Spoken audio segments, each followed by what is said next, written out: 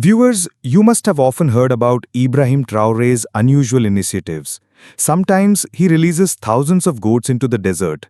Sometimes he builds massive walls of tires in the Sahara. And at times he spreads bees in the forests. But this time, what he has done has left the whole world astonished. Yes, the latest news is that millions of ducks have been released into the rivers of Burkina Faso. But let me tell you, this is not some hobby or spectacle. It is part of a well-thought-out strategy. Ducks are not ordinary birds. They act like natural machines. They clean the water, eliminate harmful insects, and at the same time provide meat and eggs that bring strength and hope to the people of Burkina Faso. So the question arises, why did Ibrahim Traore decide to release ducks on such a massive scale? What is the real reason behind this? Let's dig deeper into this reality. Friends, Burkina Faso is a country that has long suffered from famine, hunger, and poverty. Repeated droughts and the absence of rainfall have turned fertile land into barren soil. Fields dry up, crops fail, and farmers, despite hard work, are left empty-handed. Traditional farming methods neither produce enough food nor sufficient fodder for livestock. As a result, ordinary people struggle to find even one proper meal a day. Protein deficiency makes children and women weak and vulnerable to disease. On the other side, rivers and lakes once abundant with fish have gradually lost their life. Overfishing, water pollution, and scarcity have either wiped out or greatly reduced fish populations. This meant the poor lost their last natural source of protein.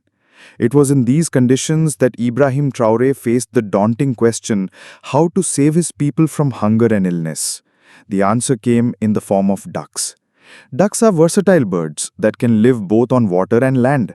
They lay eggs, provide quality meat, and reproduce very quickly. The idea of releasing millions of ducks into the rivers had two purposes.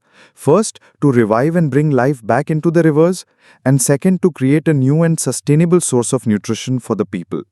This project directly targeted hunger, poverty, and malnutrition while offering a long-lasting solution. Viewers, let me also explain that these ducks are not just ornaments floating in the water. Proper duck farming is being carried out.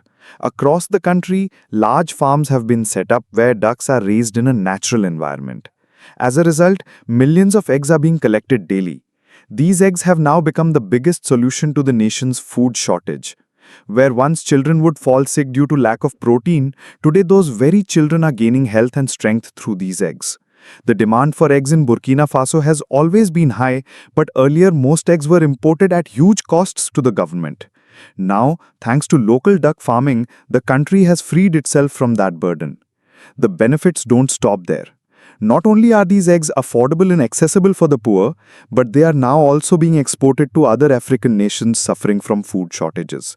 This means profits for farmers, foreign exchange for the government, and affordable nutrition for the people.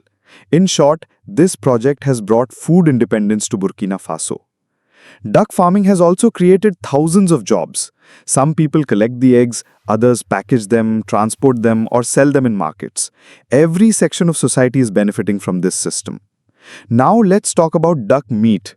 Around the world, duck meat is considered premium, rich, and highly nutritious. It is high in protein and low in fat, making it one of the healthiest meats. In Burkina Faso, people earlier relied mainly on goat or chicken, which was often expensive and out of reach for the poor. But today, thousands of kilos of duck meat are produced daily, available in local markets at affordable prices. This meat has brought relief especially to regions hit hardest by food shortages. Farmers who once lived on bread and vegetables alone now have access to quality meat. Children are gaining strength from it, while adults find it supports their physical labor. Beyond domestic use, duck meat is now being processed, packaged, and exported to other African countries where demand is rapidly rising. This boosts farmers' income and strengthens the nation's economy. But friends, the story doesn't end there. Ducks have also brought rivers and lakes back to life.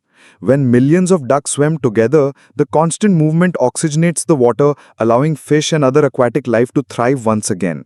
These ducks also feed on insects, algae, and harmful organisms, keeping the water clean naturally.